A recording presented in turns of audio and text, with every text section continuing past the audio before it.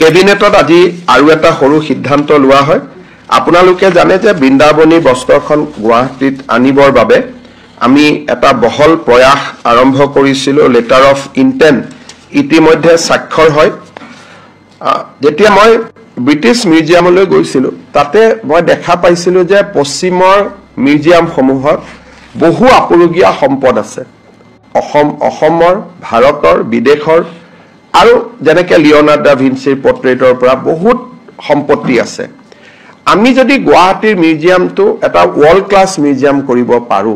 তেতিয়ালে অকল বৃন্দাবনী বস্ত্ৰই নহয় অসমৰ মানুহে নেদেখা সকলোতো ফ্ৰান্সত যাব নোৱাৰে সকলো ইংলেণ্ডত যাব নোৱাৰে বহুত সামগ্ৰী মাজে মাজে আমি অসমলৈ আনি থাকিব পাৰিম সেই কাৰণে আমি সেৰিকালচাৰত প্ৰথমতে এবিঘা মাটি আমি ৰাখিছিলো এতিয়া আমি 3 বিঘা মাটি আজি কেবিনেটে কালচাৰেল ডিপাৰ্টমেন্টক এলট কৰিছে যাতে আমাৰ মিউজিয়ামটো আৰু অলপ ডাঙৰ কৰি আৰু খুব সাইন্টিফিক্যালি আমি বনাব পাৰো আৰু মিউজিয়ামটো বনোৱাৰ সকলো খৰচ জেএসডব্লিউ ফাউন্ডেশনে দিব কিন্তু আগতে আমি এবিঘা মাটিত অকল বৃন্দাবনী বস্ত্ৰৰ বাবে বনাব খুজিছিলো এতিয়া আমি 3 বিঘা মাটি লৈছো যাতে অলপ ডাঙৰ কৰি দেশ বিদেশৰ আপুৰুগীয়া সম্পত্তি বিলাক যাতে আমি ইয়াত আনি থাকিব পাৰো কেবিনেটে আজি 3 বিঘা মাটি হ্যান্ডলুম সেৰিকালচাৰ ডিপাৰ্টমেন্টৰ পৰা কালচাৰেল ডিপাৰ্টমেন্টলৈকে হস্তান্তৰ কৰাত অনুমোদন দিয়ে জেএসডব্লিউ ফাউন্ডেশনে যদি ঘৰটো বনাব ঘৰ আৰু মাটি দুইটাৰ মালিকী স্বত্ব অসম চৰকাৰৰ সাংস্কৃতিক বিভাগৰ লগত থাকিব তেওঁলোকৰ এটো সিএসআৰ ইনিশিয়েটিভ হে হ'ব কেবিনেটত আমাৰ সৰু এখন Assam survey and settlement training centre teacher service rule আছিল তাকো কেবিনেটে অনুমোদন জনায় আজি মাত্ৰ 3টাই সাবজেক্ট আছিল মেইনলি 6 জনগোষ্ঠীৰ জনজাতিকৰণ সম্পৰ্কত মন্ত্ৰী সভা গোটৰ প্ৰতিবেদন আপোনালোকৰ যদি কিবা প্ৰশ্ন আছে আপোনালোকে কৰিব পাৰে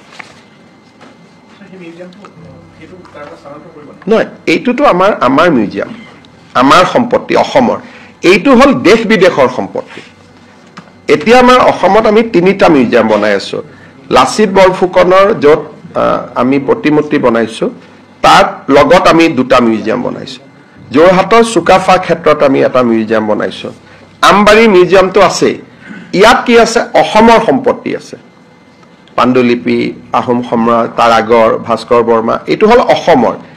এই যেটো মিউজিয়াম হ'ব এই মিউজিয়ামটো দিল্লী মিউজিয়ামৰ পৰা এটা আইটেম আহিব সমাজ থাকিব ঘুৰি যাব ধৰক এটা বুদ্ধৰ ৰেলিক আছিল আমি অসমত আনিব পৰা নাই কাৰণ আমাৰ মিউজিয়ামটো জাগা নাই তেনেকুৱা সাইন্টিফিক নিয়ম নাই এইটো হল অকল দেশ বিদেশৰ সামগ্ৰী ইয়াত আহিব সমাজ থাকিব গুছি যাব সেইকাৰণে এইটো মিউজিয়াম বেলেগ হেতু মিউজিয়াম বেলেগ যেটো আমাৰ মিউজিয়াম আছে বা আমি সুকাফা ক্ষেত্ৰত কৰিছো লাচিতত কৰিছো হেতু হল অসমৰ মিউজিয়াম